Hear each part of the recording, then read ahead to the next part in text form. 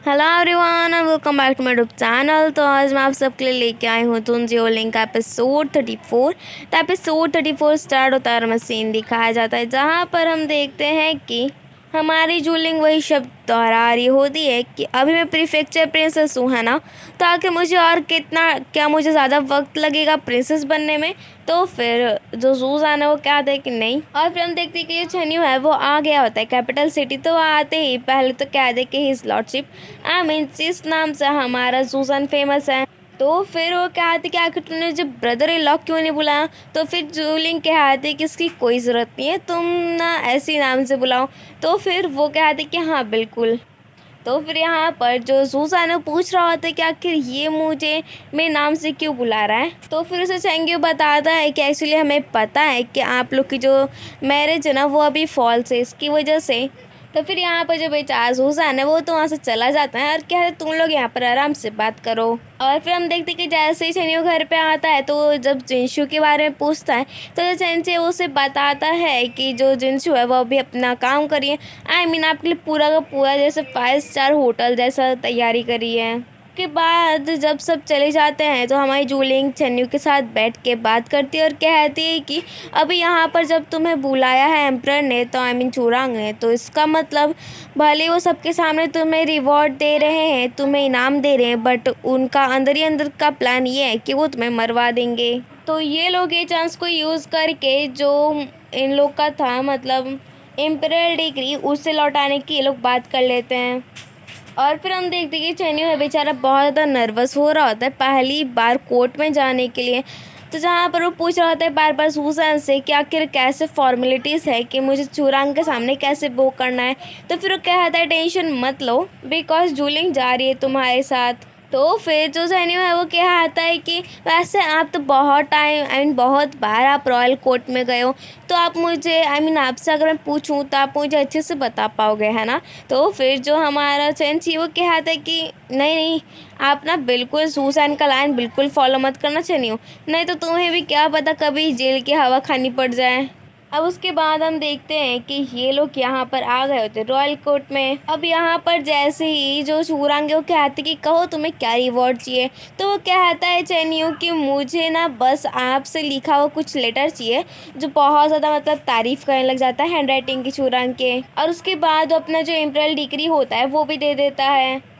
और फिर वो ना लिखने में जब वो चूरांग पूछते कि आखिर तुम्हें मैं क्या लिख के दूँ, तो फिर जिस पे जो होता है चेंगे वो कहता है कि आप पूछे ना एक चाइनीज़ लेटर है फू, उसका मतलब होती है खुशियाँ, फू लिखने के लिए। तो फिर चुरंग मान भी जाता है और फिर हम देखते कि ये लोग जा रहे होते हैं। तभी सामने से लुइंची आता है, तो जिसे देखते हैं हमारा छेन्यू बोलता है जूलिंग से कि आखिर ये पागल आई मीन इतना पागल जो एक्ट कर रहा है आखिर ये बंदा है कौन। तो फिर हमारी जूलिंग अभी उस टाइम पे कुछ नहीं कहती, तब तक वहाँ पर सूजान आ जाता है। तो फिर यहाँ पर हमारी जूलिंग उसके पास चली जाती है। तो फिर लुइंची उससे कहता है जूलिंग से हैप्पी बर्थडे। आई मीन तुम्हें कुछ याद तो होगा ना कि आखिर आज कौन सा दिन है। तो यहाँ पर वो क्या कहता है, तो फिर जो सूजान है वो कहता है हाँ मुझे याद है, आज जूलिंग ड्रग स्टोर आज के दिन ही खुला था 18 जून। तो फिर वो याद करती है हमारी जूलिंग कि आज के दिन उसकी और लुइंची की शादी हो रही थी। और एक और बात सूजान कहता है मैं सारी बात की जूली प्रिंसेस और लुइंची की शादी हुई, और साथ ही साथ जूलिंग का आज बर्थडे भी है। तो इसी बात पे इन लोग के बीच में फिर से होने वाला था झगड़ा कि तब तक सूजान वहाँ से चला जाता है और इन तीनों को पीछे से जाते हुए देख के जो लुइंची है वो कहता है हैप्पी बर्थडे जूलिंग। अब यहाँ पर हम देखते हैं कि जो चूरांग है वो कहता है युआन बाओ से कि तुम जाओ और जाके फंग फैमिली को पूरा ख़त्म कर दो, बिकॉज ऑफ इम्पीरियल डिग्री तो हमारे पास आ ही गई है, तो इसकी वजह से अब कुछ नहीं हो पाएगा। अब यहाँ पर जैसे हम देखते हैं कि जो छेन्यू है वो बात करता है सूजान से। तो सूजान कहते हैं क्या तुम मुझे एक बार ब्रदर इन लॉ बुलाओगे। तो फिर से सुनते ही वो कहता है छेन्यू कि हाँ पर तुम्हें मुझे 3 चीज़ की प्रॉमिस करनी होगी। तो पहले बात यह होती है कि खुशियाँ दोगे आई मीन जूलिंग को, दूसरी बात ये है कि उसे कभी फैमिली ना होने का ये गम महसूस नहीं होने दोगे, और तीसरी बात ये है कि तो हर आई मीन हर टाइम पे सूजन जूलिंग को प्रोटेक्ट करेगा। तो वो हर बात मान लेता है।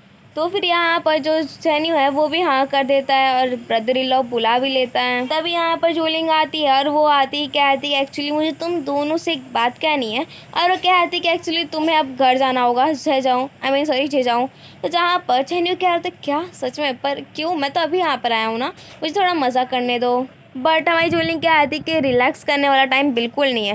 तो यहाँ पर वो जो समझ आता है चेन्यू कि अब किसी तरह से चूरांग है वो जेजू जाएगा, कुछ ऐसा इंतज़ाम करेगा कि जो फैंग फैमिली है वो खतरे में आ जाएगी। तो फिर सुसान कहता है टेंशन मत लो, मैं ना अपने आदमियों को बोल के वहाँ पर इंतज़ाम करवा देता हूँ। और फिर यहाँ पर हम देखते हैं कि जब लुइंचे कहीं जा रहा होता है तभी एक मेड आती है और वो कहती है कि आज आपकी एनिवर्सरी है जूली प्रिंसेस के साथ, तो क्या आप उन्हीं के साथ रहोगे।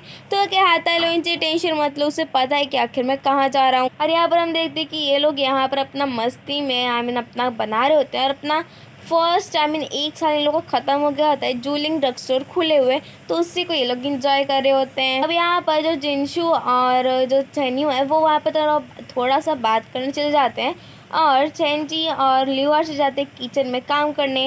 अब रही बात इन लोगों की, तो फिर जो सूजान है वो एक्टिंग करवा के और इतना बहाना बनवाता है कि सानविंग एंड बाओतिंग उन लोग को अचानक से पेट में दर्द होने लगता है।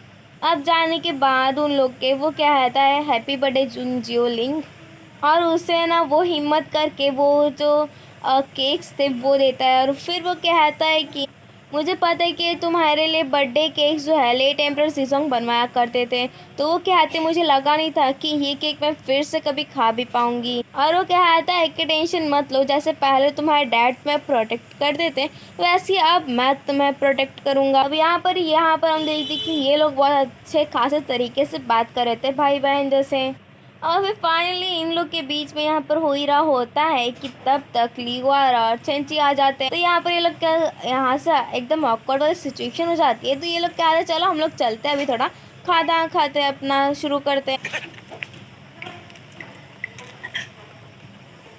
और फिर ये लोग अपना एंजॉय करने लग जाते हैं। और रही बात हमारे लुइंची की, तो वो जाता है टैबलेट के पास और शांति जो होता है उसे हैप्पी बर्थडे कह रहा होता है जुन जियोलिंग को, सॉरी चू जियोलिंग को, और उसे बता रहा होता है कि तुम्हें पता है कि मैं तुम्हारी जैसी सेम टू सेम लगने वाले एक लड़के से मिला हूँ, अगली बार ना मैं तुम्हें उससे ज़रूर मिलवाऊंगा। यहाँ पर हम देखते कि ये लोग अपने पुराने टाइम की जो मेमोरीज है उन्हें याद कर रहे होते हैं। और फिर हम देखते कि चेन्यू है वो चला गया होता है जेजू के लिए, और यहाँ पर हमारी जूलिंग बिजी होती है और जो जूली है वो जूरोंग के साथ होती है। अपना सारा का सारा जो लोग हैं सब अपने डेली लाइफ में बिजी होते हैं। और यहाँ पर ये बात वहाँ जाएंगे तो वो अपना प्लान बनाने में बिजी होता है। ये तो भाई इसका सच में डेली वाला काम होगा अब तो। अब तभी हम देखते हैं कि एक खबर आती है ग्रैंड माँ के पास कि जो चेन्यू है उसकी मौत हो गई है। अब ये बात तो सच में बहुत ज़्यादा शॉकिंग होती है। और जो इन में जहाँ पर रुका होता है चेन्यू ना, वहाँ पर आग लगने की वजह से इसकी मौत हो गई चेन्यू की। तो सारे लोग याद करे होते हैं कि जाने के टाइम पे जो चेन्यू है कितना बहादुरी वाला काम कर रहा था। सबके सब एकदम सदमे में होते हैं। और यहाँ पर ग्रैंड माँ कह रही होती है कि आखिर भगवान हमारे फैमिली के साथ इतना अनफेयर क्यों है। ऑफ कोर्स भाई इनके जो हस्बैंड, इनका बेटा, अब यहाँ पर इनका जो ग्रैंडसन जो था उसकी मौत हो गई। अब ये खबर जैसे ही मिलती है हमारे युआन बाओ को, तो वो जाके डायरेक्टली बता देता है चूरांग को। तो फिर चूरांग कहते कि तुम्हारे पास क्या मतलब इसका एविडेंस है। तो बताता है युआन बाओ कि अकॉर्डिंग टू फैंग फैमिली यहाँ पर जो फैंग चेन्यू है वो अपने साथ एक ना लेके घुमा करता था जेट पेंडेंट, और वो वाला जो था गिर गया था वहीं पर इनमें, और इतना ज़्यादा पूरी तरीके से वो तो वैसे ही बर्बाद हो गया था। बट ऐसा था कि कोई उसे रिकॉग्नाइज कोई इसे पहचान ज़रूर सकता था कि हाँ ये सच में चेन्यू का है। अब ये खबर मिल जाती है जिनशू, जूलिंग एंड बाकी सबको, सबके सब शॉक में होते हैं कि आखिरी क्या हो रहा है। तो जूलिंग क्या कहती है क्या हम लोग कल जाएंगे जेजू।